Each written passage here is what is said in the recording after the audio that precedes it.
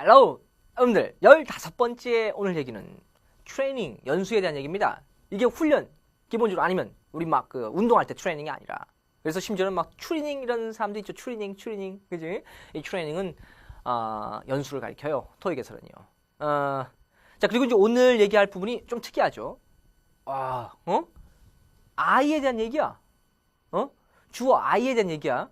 자 이게 또 굉장히 중요한 얘기예요. 토익은 특히 파트 5 문제에서 주어가 I가 나오는 경우가 한 번도 없어요. 알겠죠?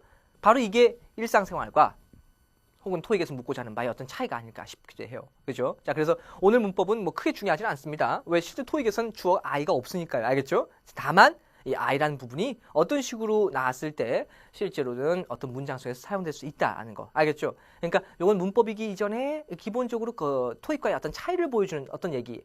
일종의 오늘은 약간 여벌에 대한 부분이라고 볼 수 있겠네요. 자, 확인해 보죠. 무슨 말이냐면 자, 일단은 자, 연수에 관련된 얘기입니다. undergoing training이란 말 써요. undergoing이란 말 씁니다. 자, 연수를 받는 걸 undergoing이란 말 써요. undergoing training is important especially when you are new in a job입니다. 자, 연수를 받는 건 특히 네가 새롭게 직장에 들어갔을 때, 일을 처음 시작할 때 중요하다란 말인데요. 자, 중요하단 말 뭐였어요? 그죠?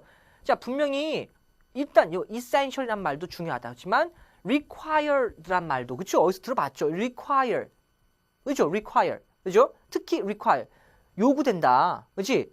요구된다 required 요구고 essential 자 봐봐 여러분들 essential이란 말이 어떤 말로 많이 써요? 여러분들 우리말로 하면 essential essence 어떤 뭐 필수 아닌가? essence란 말이 뭐 정수 뭐 이런 말이죠? essential 그래서 이게 essential하고 required하고 정확하게 우리말로 구별하는 것도 힘들거니와 그 구별할 필요도 없어요.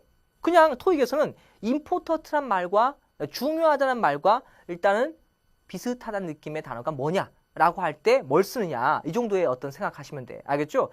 그러니까 그런 부분이 자꾸 설명을 하는 것보다 네이티브들은 어떤 식으로 많이 같이 쓰느냐 이렇게 생각하시면 되는데요. 자 다시 한번요. 이걸 네이티브의 관점으로 undergoing training is essential.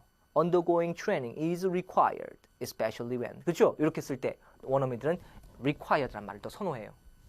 알겠죠? required란 말이 바로 필수란 말이거든요.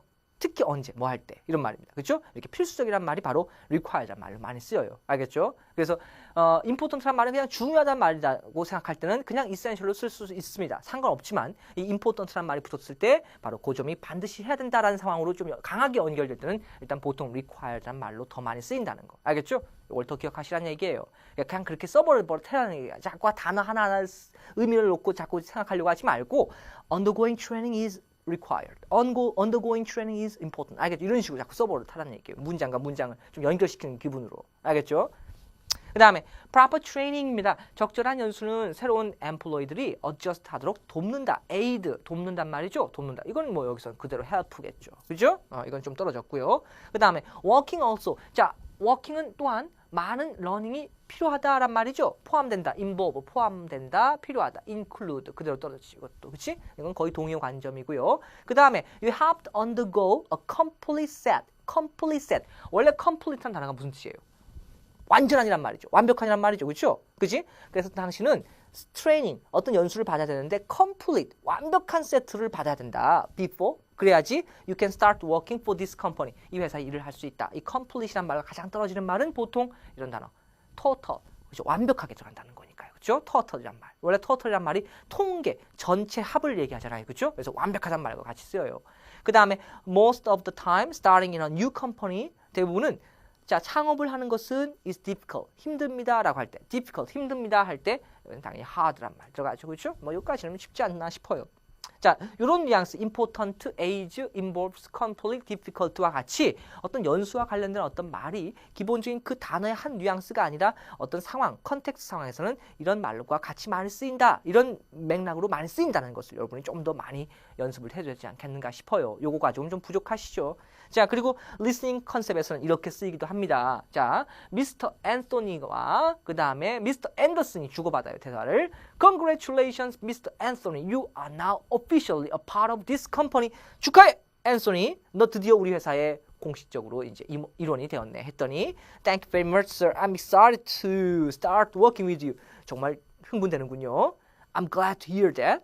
You have to blank training first before you can officially start. 근데 너 공식적으로 일 시작하기 전에 반드시 연수부터 받아야 되는 거 알지? 이렇게 연수를 받다 아까 뭐라고 그랬어요? undergo를 쓴다는 거죠. undergo란 말을 즐겨 씁니다. undergo training. 그 다음 Yes, I was blank about that. 아, 그럼요. 저 이미 그 점에 대해서 들었어요. 이미 알고 있어요. 들었다, 알고 있다, informed란 말을 씁니다. 그럴 때 I was informed about that.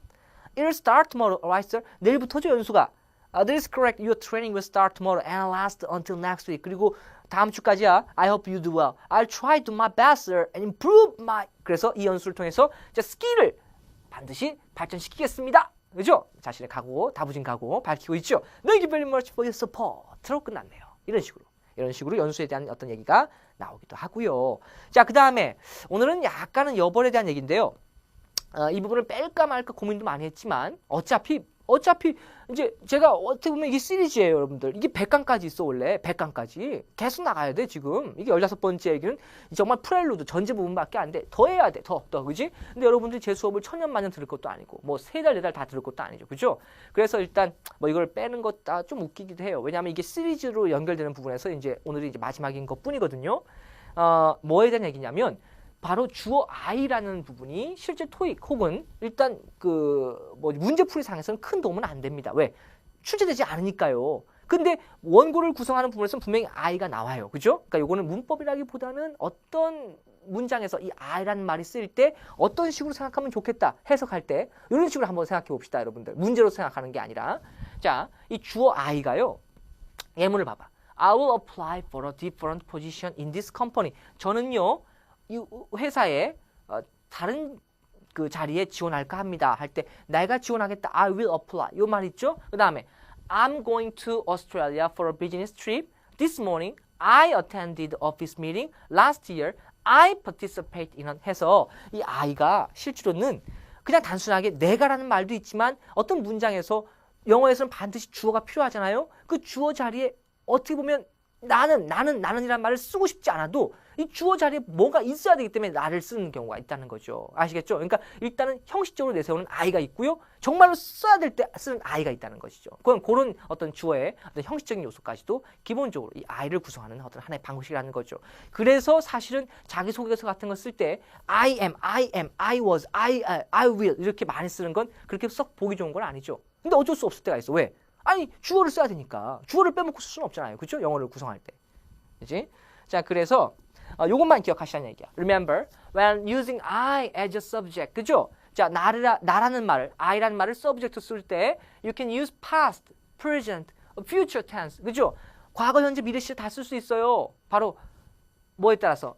네가 말하려고 하는 바에 따라서. 그치? 그러니까 주어 I 다음에는 시제도 다 다양할 수 있다는 거죠. 그죠? 자, 그래 놓고 이제 얘가 쭉 봅시다. I checked 과거 시제, I reviewed 과거 시제, I arrived 과거 시제 쭉 나올 수 있죠.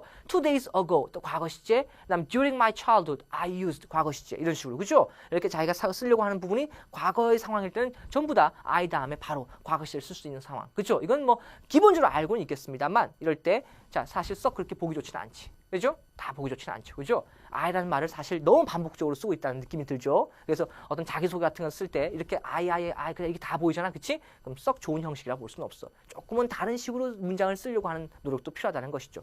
여러분 봐봐요. 딱 봐도. 일단 딱 I 줄 맞춰 있으니까 보기는 좋은 것 같지. 그치? 근데 그렇게 썩 고급스러운 영어라고 볼 수는 없어요. 알겠죠? 그래서 여기까지만 확인을 합시다, 여러분들. 바로 일단 간단하게 문제로서 다시 한번 설명을 드릴게요. 자, 이럴 때 am이라는 동사 앞에는 뭘 쓴다? 그렇습니다. R을 쓰는 거죠. I am leaving tomorrow. 나 내일 떠나려고 해요. 이렇게 쓸 수 있다는 거고요. 그 다음에 나는 너를 컴퍼니 세미나에서 봤어. 그쵸? 이럴 땐 과거 시를 쓸 수 있다는 걸 보여주는 얘기입니다. I saw. 근데 다시 한번 얘기하지만 이게 파트 5. RC 문제일 경우에는 I am, I saw 안 나와요. 알겠죠? 주어 I가 없어요. 절대. 이것도 꼭 체크를 해두시고요. 알겠죠? 지금 제가 얘기하는 이 I는 LC, RC를 포함해서 어떤 문장 구조를 얘기할 때 I를 기본적으로 먼저 설명하고 시작하겠다는 얘기일 뿐이에요. 그 다음에 세 번째, I blank to the staff. 나는 직원에게 얘기했네. 요건 중요하지. 이건 주어 I뿐만 아니라 이게 중요해요. 자, tell me. 보통 우리 tell me, tell me. tell me는 바로 to가 안 나오고 바로 목적어가 나오죠. 그 다음에 say. 그 다음에 spoke, explain 이런 식으로 그렇죠? 자 뒤에 to가 보이네요. 자 스태프에게 얘기하다 할 때는 speak to라는 말을 씁니다. 주로 그렇죠? 나는 스태프에게 얘기했어요. 뭐에 대해서 about the supplies에 대해서 that we need for the training day에 대해서 스태프에게 얘기를 했대요. 그렇죠? 이럴 때 I spoke to, I speak to. I spoke to. 그죠? 이런 식으로 많이 쓴다는 겁니다. 오히려 이거는 I보다 이게 더 중요하네요. 그죠? 자, 이런 식으로 해서 여러분들 약간의 어떤 그 좀 수업 시간에 주로 토익에 대한 얘기만 했잖아요. 맨날 문제 몇 번에 대한 답은 뭐다. 이렇게만 얘기했잖아. 그치? 그게 약간은 조금은 답습 상태가 되기 때문에 내가 이렇게 공부하고 있는 게 맞는가? 혹은 내 지금 어떤 공부의 습관이 제대로 돼가고 있는가? 아니면 내 어떤 상황상 지금 이 단어를 외웠는데 이 단어가 실제로 토익에서는 어떻게 접목이 되는가? 이런 부분을 약간의 어떤 분위기를 좀 전환시켜서 여러 가지 상황으로 얘기하는 어떤 시간이 바로 이제 동영상 강의가 되겠고, 자, 이 동영상 강의로도 커버가 안 되는 조금 더 살을 붙여서 얘기할 수 있는 어떤 문제 상황들. 그러니까 수업 시간에 푸는 문제가 좀 적다면 그걸 더 많은 문제를 통해서 커버하려고 하는 부분이 스터디 케어. 아시겠죠? 우리 스마트 이퀄은 바로 기본적으로 이 부분을 다 연동해서 가는 부분이에요. 그래서 여러분이 한 달이건 두 달이건 간에 가급적이면 여러 가지 부분에서 좀 지루하지 않게 공부를 할 수 있게끔 유도하는 과정이 가장 중요한 맥락이 됩니다. 알겠죠? 모티베이션, 동기를 항상 이어가세요. 알겠죠? 내가 뭘 하고 있다는 걸 잊지 마시고 이 뭘 하고 있는데 지겨우면 조금씩 각도를 바꿔서 기본적으로 토익 공부에서는 여러 가지 관점도 있을 수 있다는 것을 생각해 주시기 바랍니다. 알겠죠? 앞으로도 계속적인 정신 부탁을 드리고요. 오늘은 여기까지입니다. 수고하셨습니다.